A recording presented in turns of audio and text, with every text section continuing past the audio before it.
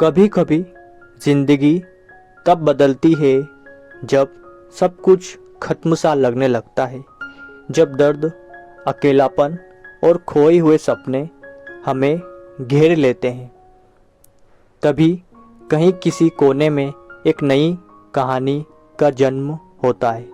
आज हम बात करेंगे days at the Morisaki book shop, एक ऐसी जापानी कहानी की जो हमें बताती है कि किताबें सिर्फ कागज नहीं होती, वे जीवन की दवा भी है।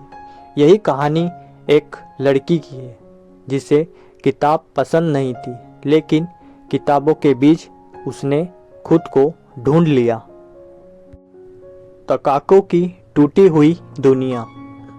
कहानी की नायिका है तकाको, 25 वर्ष की एक साधारण लड़की जो टोक्यो में रहती है। उसकी जिंदगी बहुत सामान्य थी, एक नौकरी, एक प्रेमी और रोजमर्रा की उम्मीदें। लेकिन एक दिन उसका प्रेमी उसे यह कह देता है कि वह किसी और से शादी करने जा रहा है। तकाको की दुनिया बिखर जाती है। वह खुद को पूरी तरह खाली, टूटा हुआ और बेकार महसूस करती है। उसे न नींद आती है, न काम में मन लगता है। और तभी उसकी जिंदगी में एक अप्रत्याशित मोड़ आता है। उसका अजीब लेकिन नेक दिल चाचा सतारू उसे अपने घर बुलाता है, जो कि कोई साधारण घर नहीं बल्कि टोक्यो के जिम्बाचो इलाके में स्थित एक पुरानी लकड़ी की इमारत है। मोरिसाकी बुक शॉप। मोरिसाकी बुक शॉप की दुनिया। जिम्बोचो टोक्यो का वो इलाका है जिसे बुक टाउन कहा जाता है। सैकड़ों पुरानी किताबें वहाँ भरी होती है, जहाँ हर गली में कहानियाँ सांस लेती है। मोरिसाकी बुक शॉप में समय जैसे रुक गया हो। लकड़ी की अलमारियों में सजी पुरानी किताबें, पीले पड़ चुके पन्नों की खुशबू और चाय की महक से भरी हवा। तकाको के लिए यह जगह शुरू में अजीब थी। उस किताबों से कोई लगाव नहीं था, लेकिन वह रहने के लिए जगह ढूंढ रही थी। तो उसने मजबूरी में अपने चाचा को प्रस्ताव मान लिया। सतारू, जो 5 साल पहले अपनी पत्नी मोमोको के छोड़कर जाने के बाद अकेला रह गया था, अपनी पूरी जिंदगी इस दुकान को समर्पित कर चुका था। वह लोगों को किताबों की सिफारिश करता, उनके साथ चाय पीता और हर किताब के पीछे की कहानी को जिंदा रखता।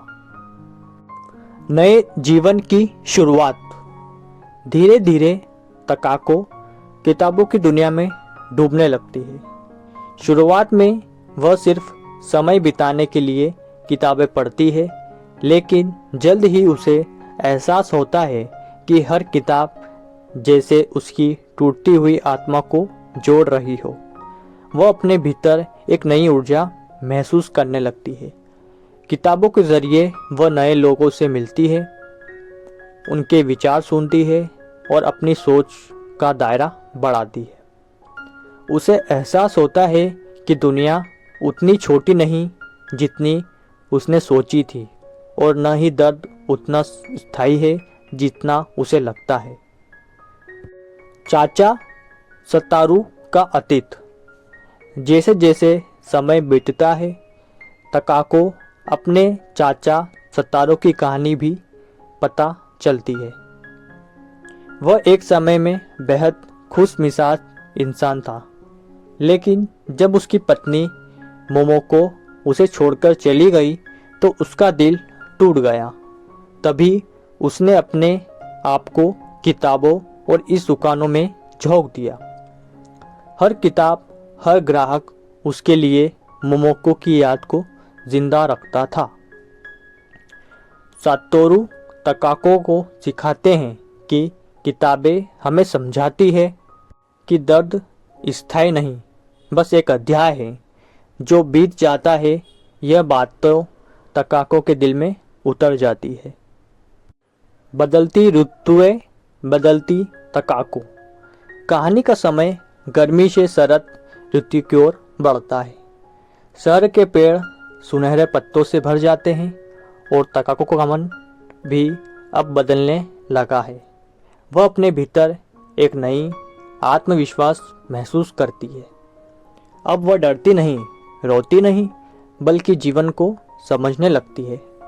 वह ग्राहक से बात करने लगती है, किताबों की सिफारिश करती है और कभी कभी अपने डायरी में लिखती है कि यह दुकान सिर्फ किताबों की नहीं बल्कि आत्माओं को भी पनाहगाह है। मोमोको की वापसी। एक दिन अचानक मोमोको, सतारू की पत्नी, दुकान में लौट आती है। वह थकी हुई, पछतावे से भरी हुई है। सतारू उसे देखकर कुछ नहीं करता, बस मुस्कुरा देता है। वह समझ चुका था कि हर रिश्ता किताब की तरह होता है। कुछ अध्याय पूरे नहीं होते, पर वे कहानी का हिस्सा जरूर बन जाते हैं। तकाको यह सब देखकर समझती है कि माफ़ करना, छोड़ देना और आगे बढ़ जाना ही असली शांति है। नई सुबह। अब तकाको पूरी तरह बदल चुकी है। जो लड़की पहले खुद को खो चुकी थी, अब वो दूसरों को प्रेरित करती है। वह किताबों के बीच एक नया परिवार, नई पहचान और नया अर्थ पा चुकी है। उसकी टूटी हुई जिंदगी अब किताबों की खुशबू से भर गई है। और जब एक दिन वह दुकान के बाहर खड़ी होकर सुबह की धूप में मुस्कुराती है, तो उसे एहसास होता है जिंदगी कभी खत्म नहीं होती, बस नए अध्याय खुलते हैं। Days at the Morisaki book shop एक शांत और आत्मीय और भावनात्मक कहानी है। यह हमें सिखाती है कि किताबें हमें सिर्फ ज्ञान नहीं देती, वे हमें खुद से जोड़ती है। वे हमें सिखाती है कि दर्द, बिछड़ना और अकेलापन जीवन का हिस्सा है, लेकिन पढ़ने, समझने और महसूस करने से हम खुद को फिर से खोज सकते हैं। यह कहानी हर उस व्यक्ति के लिए है जो कभी टूटा, भटका या अकेला महसूस करता है, क्योंकि कहीं ना कहीं हर किसी के अंदर एक मोरिसाकी बुक शॉप छिपी होती है, जहां हम लौटकर खुद को फिर से पा सकते हैं। तो दोस्तों, ये थी मोरिसाकी बुक शॉप की एक समरी, जो मैंने आपको कम शब्दों में हिंदी भाषा में समझाने की कोशिश की है। अगर आपको ये बुक समरी पसंद आई तो वीडियो को लाइक और चैनल को सब्सक्राइब करना ना भूलें।